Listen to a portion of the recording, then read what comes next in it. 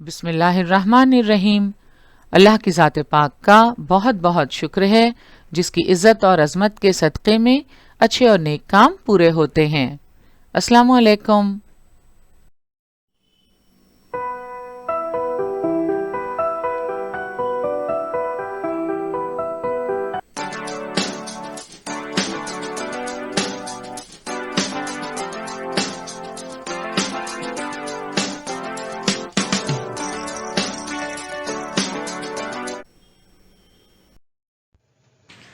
बृहन्मुंबई महानगर पालिका शिक्षण विभाग के तहत जारी वर्चुअल ट्रेनिंग सेंटर की जानिब से पेश होने वाले ई लर्निंग सेशन में आपका इस्तकबाल है। मैं हूं आपके मौलमा मैमुना शेख। तो आइए आपके तालीमी सिलसिले को आगे बढ़ाते हैं और शुरू करते हैं आज का हमारा सेशन। 10वीं जमात में तारीख के इस सेशन में हमारा आज का मौजू है सियाहत और तारीख। आज का मौजू बहुत ही दिलचस्प है। आइए सबक के अहम निकात पर एक नजर डालते हैं।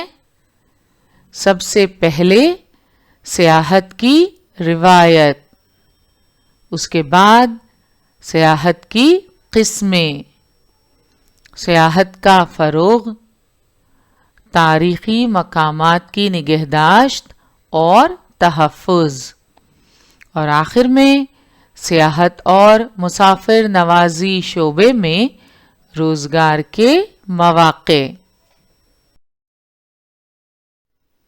तो आइए सबसे पहले सियाहत की रिवायत को जानने की कोशिश करते हैं। अपने मुल्क में सियाहत की रिवायत कदीम ज़माने से मौजूद है। मजहबी मकामात की सैर, मेलों की सैर, हुसूल इल्म के लिए दूर दराज इलाकों का सफ़र, तिजारती सफ़र वगैरह के ज़िम्न में पहले ज़माने में लोग सियाहत पर निकलते थे। मुख्तलिफ वजूहात की बिना पर लोग सफ़र करते हैं। सफ़र की वजूहात में सनत व तिजारत, मजहबी उमूर, लुत्फ़अंदोज़ी, इलाज व मुआलजा, आराम और आबो हवा की तब्दीली, हुसूल इल्म वगैरह शामिल हैं। इन वजूहात की बिना पर लोग एक जगह से दूसरी जगह सफ़र करते हैं। मजहबी उमूर की अदायगी के लिए लोग मजहबी मकामात का सफ़र करते हैं। मजहबी मकामात की सैर, मेलों की सैर, हुसूल इल्म के लिए दूर दराज इलाकों का सफ़र। दुनिया के कई ममालिक से कदीम ज़माने में लोग तक्षशिला और नालंदा यूनिवर्सिटियों में हुसूल इल्म की गर्ज से आया करते थे। तिजारत की गर्ज से लोग सफ़र किया करते थे। आप पढ़ चुके हैं कि एशियाई ममालिक के मगरबी ममालिक से तिजारती ताल्लुकात उस दौर में ही कायम हो चुके थे। एशियाई ममालिक और ख़ास तौर पर भारत से गरम मसाले, हाथी दांत वगैरह मगरबी ममालिक में तिजारत के लिए ताजिर ले जाया करते थे।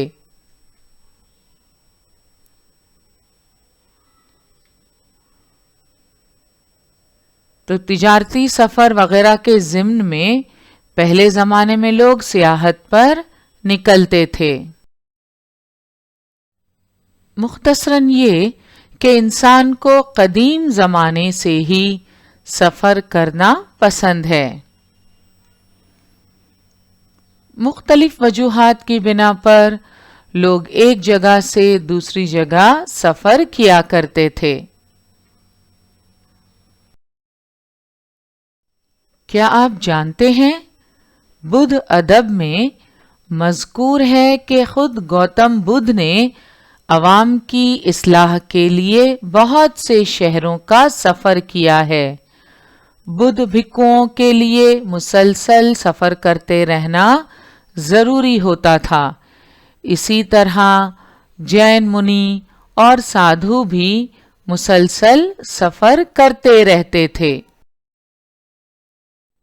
تو گوتم بدھ نے عوام کی اصلاح کے لیے، بدھ مذہب کی تعلیمات کی تبلیغ کے لیے بہت سے شہروں کا سفر کیا ہے۔ بدھ بھکخوؤں کے لیے بھی مسلسل سفر کرتے رہنا ضروری ہوتا ہے۔ اسی طرح جین مذہب کے جو جین منی ہیں اور سادھو بھی مسلسل سفر کرتے رہتے تھے۔ سن 630 عیسوی میں چینی سیاح ہیوان شونگ چین سے بھارت آئے تھے۔ چندرگپت دوم کے عہد میں بدھ بھکخو فاہیان چین سے بھارت آئے تھے۔ انہوں نے اپنے بھارت کے سفر کی روداد قلم بند کی ہے۔ اس سے ہمیں گپت حکومت کے عمدہ انتظام حکومت کی معلومات حاصل ہوتی ہے۔ ان کے علاوہ عہد وسطیٰ میں سنت نامدیو، سنت ایکناتھ، گرو نانک دیو، رام داس سوامی جیسے سنت ملک بھر میں سفر کرتے تھے۔ سنت نامدیو ہوں، سنت ایکناتھ، گرو نانک دیو یا رام داس سوامی، یہ سنت ملک بھر سفر کرتے تھے اور لوگوں کو انسانیت کا درس دیتے تھے۔ سیاحت کی روایت ہم نے دیکھی، اور اب آپ جان گئے ہوں گے کہ ہمارے ملک بھارت میں سیاحت کی روایت قدیم زمانے سے موجود ہے۔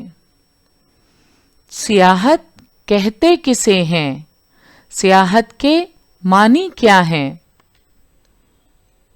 کسی خاص مقصد کے تحت کسی دور دراز کے مقام کی سیر کے لیے اختیار کیے گئے سفر کو سیاحت کہتے ہیں۔ سیاحت کو انگریزی میں ہم ٹورزم کہتے ہیں۔ روز کی تھکا دینے والی مشغولیات سے آدمی مختلف قسم کے تناؤ کا شکار ہو جاتا ہے، اس لیے کوئی تفریحی مشغلہ ضروری ہو جاتا ہے۔ اس تناؤ کو دور کرنے کے لیے عزیزوں، دوستوں، رشتہ داروں کے ساتھ چھٹیوں میں قدرت کے حسین نظاروں کی سیر کرنے کے لیے فطرت کی گود میں پہنچ جاتے ہیں۔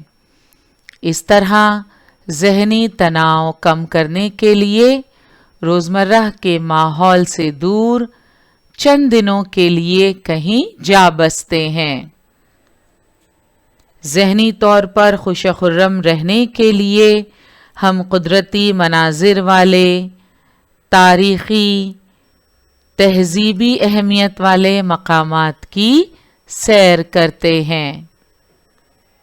اسے ہی سیاحت کہتے ہیں۔ ابن بطوطہ کا نام آپ نے سنا ہوگا۔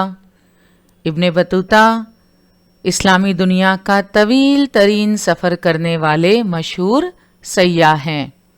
سیاح یعنی سیاحت کرنے والا۔ تو آئیے دنیا کے کچھ مشہور سیاحوں کے متعلق معلومات حاصل کرتے ہیں۔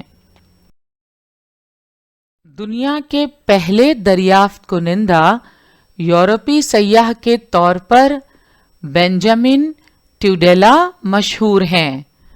ان کا جنم اسپین میں ہوا تھا۔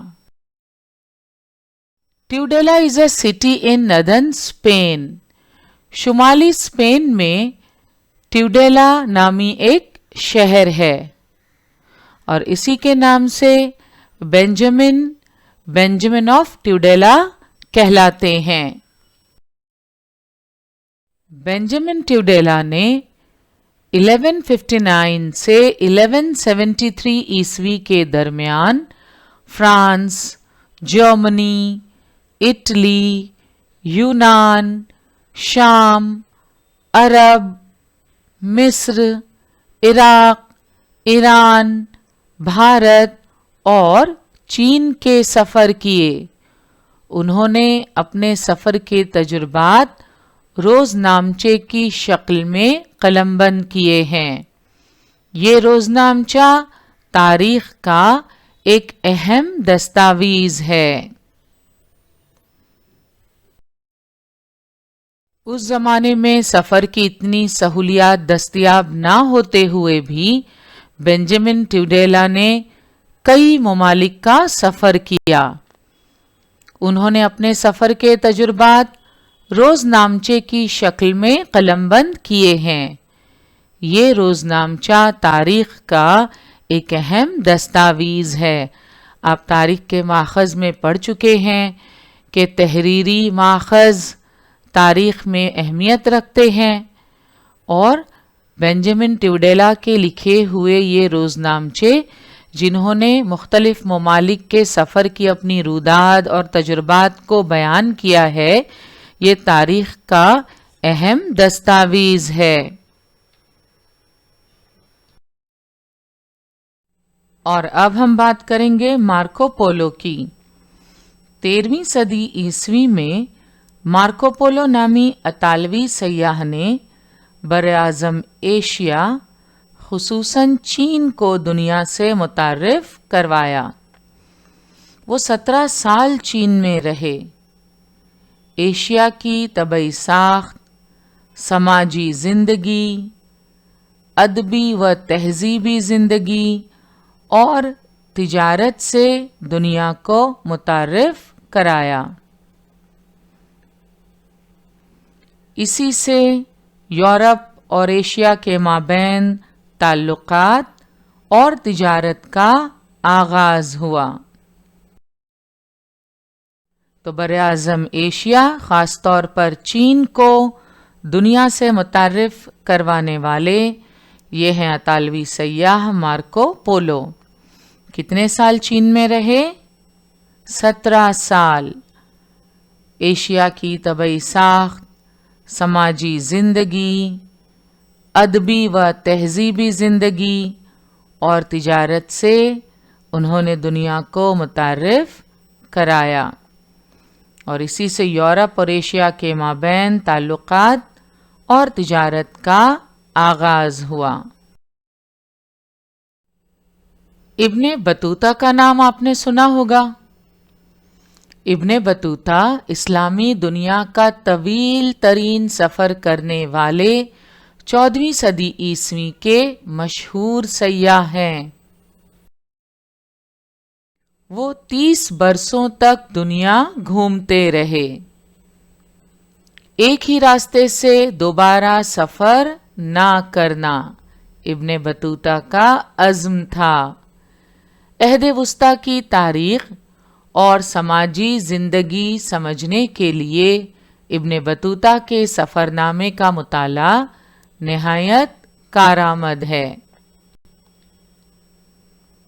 तो इब्ने बतूता 30 बरसों तक दुनिया घूमते रहे और उनका अज़्म था कि एक ही रास्ते से दोबारा सफ़र ना करना, यानी हर बार उन्होंने नया रास्ता इख्तियार किया, किसी एक रास्ते पर उन्होंने दोबारा सफ़र नहीं किया।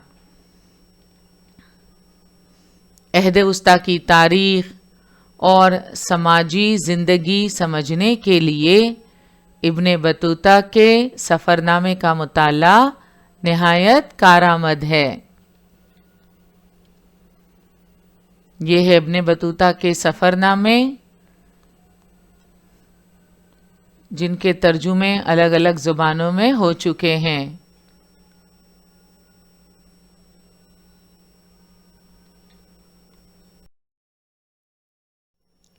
दुनिया का नक्शा बनाने वाले जेरेडस मर्केटर 16वीं सदी ईस्वी में दुनिया का नक्शा और ज़मीन का ग्लोब बनाने वाले पहले नक्शा नवीस के तौर पर जेरेडस मर्केटर को शोहरत हासिल हुई। 16वीं सदी ईस्वी में दुनिया का नक्शा और ज़मीन का ग्लोब बनाने वाले पहले नक्शा-नवीस के तौर पर जेरेडस मर्केटर को शोहरत हासिल हुई। इसकी वजह से यूरोप की तहकीकाती मुहिमें तेज़गाम हुईं। तो 16वीं सदी ईस्वी में दुनिया का नक्शा और ज़मीन का ग्लोब बनाने वाले पहले नक्शा-नवीस कौन हैं? जेरेडस मर्केटर। 10वीं किताब में जेरेडस मर्केटर का नाम इस तरह लिखा है कि आप शायद उसे गेरहार्ड मर्केटर पढ़ें। दरअसल इसका प्रोनंसिएशन है जेरेडस मर्केटर। तो आप वहाँ पर अंग्रेज़ी में नाम लिख लें तो बेहतर होगा ताकि आप उसे सही प्रोनंसिएशन से पढ़ सकें। तो जेरेडस मर्केटर ने 16वीं सदी ईस्वी में दुनिया का नक्शा और ज़मीन का ग्लोब बनाया।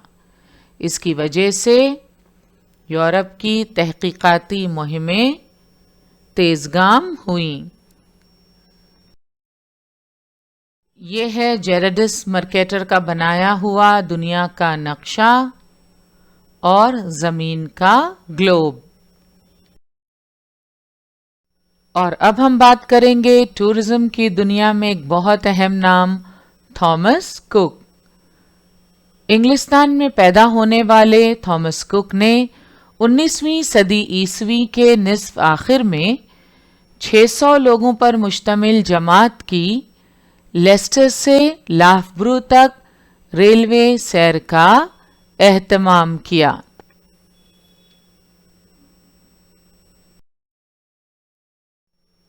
Leicester is a city in England's East Midlands region and Loughborough is a town in England. Thomas cook ने 600 लोगों पर मुश्तमिल जमात की लेस्टर से लाफ्ब्रो तक रेलवे सैर का एहतमाम किया। थॉमस कुक ने पूरे यूरोप की आलिशान दायरवी सैर का कामयाब तरीके से इनेकाद किया।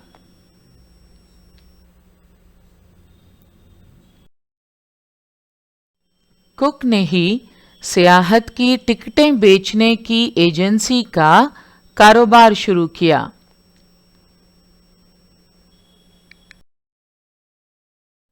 यहीं से जदीद सियाहत के दौर का आगाज हुआ और आज हम देखते हैं ट्रैवल एंड टूरिज्म के शोबे में रोज़गार के कई मौके मौजूद हैं। इनका जिक्र तफसील से हम सबक के आखिरी हिस्से में करेंगे।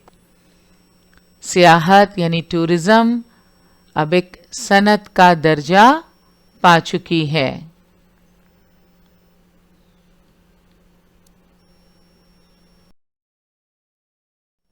ये हैं थॉमस कुक जिन्होंने 1841 में अपनी ट्रैवल कंपनी शुरू की। यूरोप की आलिशान दायरवी सैर का कामयाब तरीके से इनेकाद किया, सियाहत की टिकटें बेचने की एजेंसी का कारोबार शुरू किया और इस तरह जदीद सियाहत के दौर का आगाज हुआ। आइए हम आपको थॉमस कुक के लोगो एवोल्यूशन के बारे में बताएं। Thomas cook, Britain's oldest tour operator, has revealed a new logo, the Sunny Heart, and changed its tagline from "Don't just book it, Thomas Cook it" to "Let's go."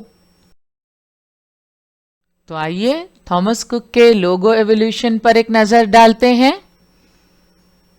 Cook stores brochure cover 1891। Here is the Cook Stores logo from late in the 19th century. उसके बाद in 1914 a fifth continent was added to the surrounding ribbons. And in 1928 a fifth ribbon was added and the brand name changed from Cook Stores to Cook's Travel Service. The globe was replaced in 1930 और globe की जगह TCNS लिखा जाने लगा. TCNS for Thomas Cook and Son. These two designs were used between the mid-1930s until after the Second World War. Cook's was seen between the 50s and 70s. The flame red Thomas Cook logo was introduced in 1974. It changed again in 1989. The Sea and Sun yellow and blue was launched in 2001. And this is Sunny Heart.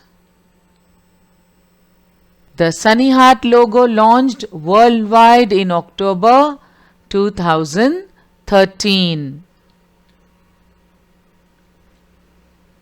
So this is the journey of Thomas Cook logo.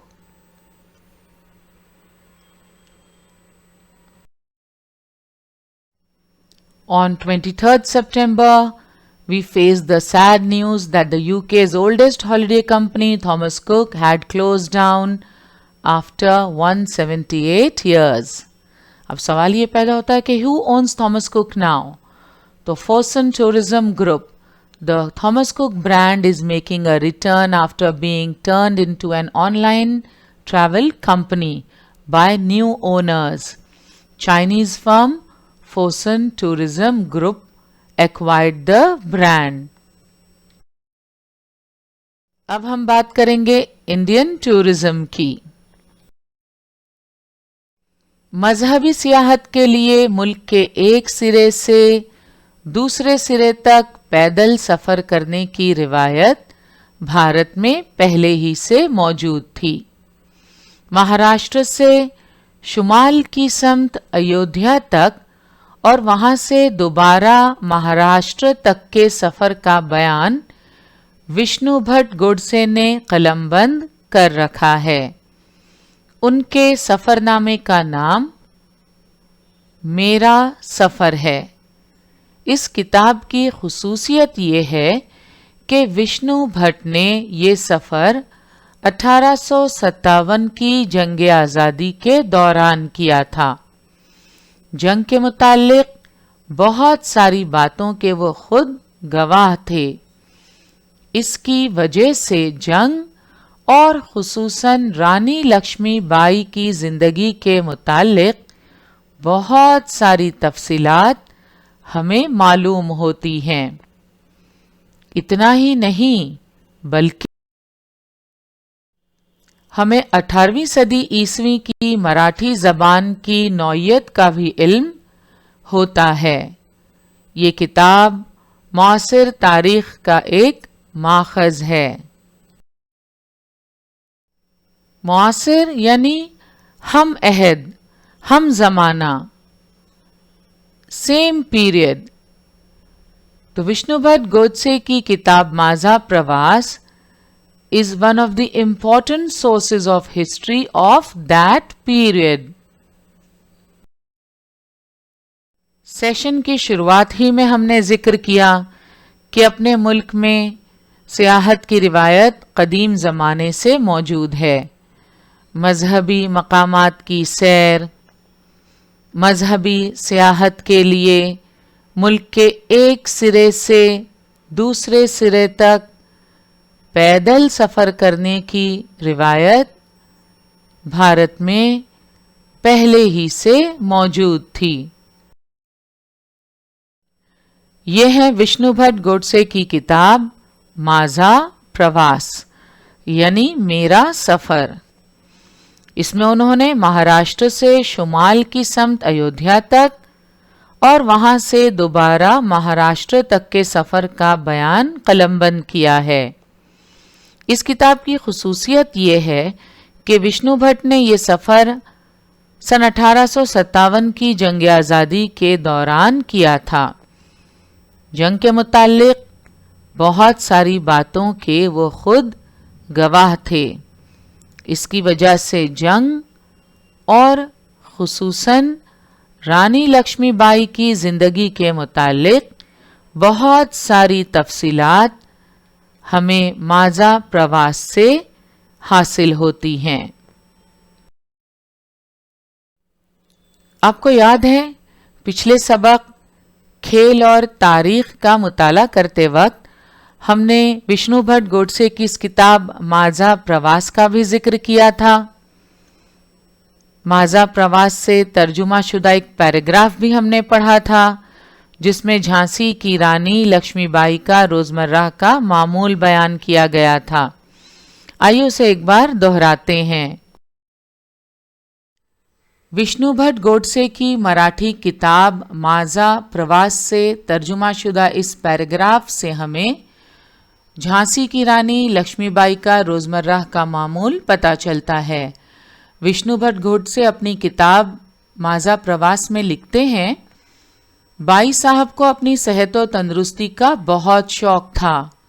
सुबह सवेरे उठकर मलखम की वर्जिश के बाद घुड़सवारी और फिर हाथी की सवारी करके यौमिया 4 चमचे मकवी खुराक का इस्तेमाल और दूध पीने के बाद गुस्ल करती थीं। तो विष्णु भट्ट गोडसे की किताब माझा प्रवास से ये पैराग्राफ अख्ज़ किया गया है। हमने देखा मुख्तलिफ सयाहों ने सफ़रनामे लिखे हैं जिनमें उन्होंने अपने सफ़र की रुदाद कलमबंद की है। ये सफ़रनामे तारीख़ के अहम दस्तावेज़ माने जाते हैं। अंग्रेजी में इन्हें हम ट्रैवलॉग्स कहते हैं। उर्दू में भी बहुत सारे सफ़रनामे लिखे गए हैं। कुछ लोगों ने अपने सफ़र हज की रुदाद को कलमबंद किया है। न्यूयॉर्क के 100 रंग, चीन को चलिए, सफ़रनामा अमरीका, शहर दर शहर, इब्ने इंशा का मशहूर सफ़रनामा इब्ने बतूता के ताक़ुब में। तो इन सफ़रनामों की बड़ी अहमियत है। ट्रैवलॉग्स या सफ़रनामे हमें किसी इलाके की तबई साख्त, वहाँ की समाजी ज़िंदगी, अदबी और तहज़ीबी ज़िंदगी के मुतालिक काफ़ी मालूमात फ़राहम करते हैं। साइंस और टेक्नोलॉजी के इस तरक्की याफ्ता दौर में लोग अब सफ़रनामे लिखने की बजाय ट्रैवल व्लॉग्स बनाने लगे हैं। मोबाइल फ़ोन में कैमरे की सहूलत मौजूद है। लोग जहां जाते हैं, दौरान सफ़र, सियाहत के मकामात पर वीडियो शूटिंग करते हैं, फ़ोटोग्राफी करते हैं और उसे बड़ी आसानी से अपने सोशल मीडिया अकाउंट पर अपलोड करते हैं। और देखते ही देखते वो ट्रैवल व्लॉग दुनिया के मुख्तलिफ ममालिक में घर बैठे कई लोग देखते हैं और उससे लुत्फ़ अंदोज़ होते हैं। साथ ही साथ मालूमात में भी इजाफ़ा होता है। तो ट्रैवल व्लॉग ये नए ज़माने के सफ़रनामे हैं।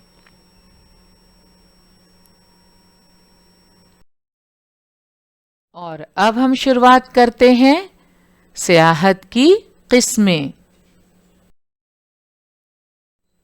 جدید دور میں سیاحت آزادانہ طور پر مقامی، بین ریاستی، قومی اور بین الاقوامی پیشہ بن چکا ہے۔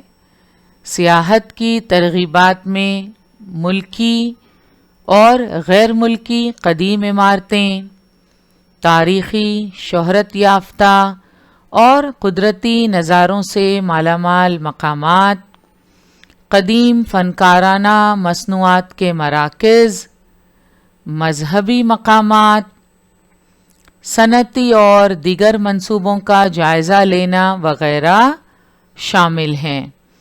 قدرتی اور مصنوعی چیزوں کی دلکشی اور عظمت کا از خود مشاہدہ کرنے کی خواہش دنیا بھر کے سیاحوں کو ہوتی ہے۔ اس کی وجہ سے برفانی چوٹیاں، سمندری ساحل، گھنے جنگلات جیسے مخدوش علاقے سیاحت میں شامل ہوئے۔ ان پر سمعی و بصری تشہیری ذرائع ابلاغ کی مدد سے پروگرام تیار ہونے لگے۔ ہم دیکھتے ہیں مختلف ممالک سیاحوں کو اپنی طرف راغب کرنے کے لیے تشہیری پروگرامز تیار کرتے ہیں۔ سیاحت کی مختلف قسموں کے متعلق تفصیلی معلومات انشاءاللہ ہم اگلے سیشن میں حاصل کریں گے۔ آج کا ہمارا سیشن یہیں مکمل ہوا۔ انشاءاللہ اگلے سیشن میں ضرور ملیں گے۔ السلام علیکم۔